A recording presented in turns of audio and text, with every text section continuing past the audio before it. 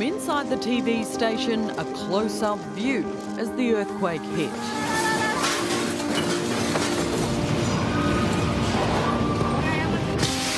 It struck at 4:10 p.m. on New Year's Day.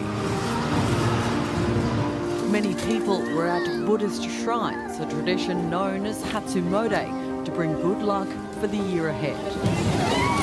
The massive 7.6 magnitude, just 10 kilometres below the surface.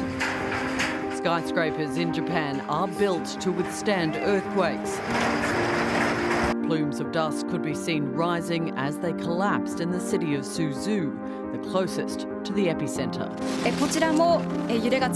But even as the news broke, it was quickly followed by another threat. Tsunami warnings issued for almost Japan's entire west coast, alongside South and North Korea.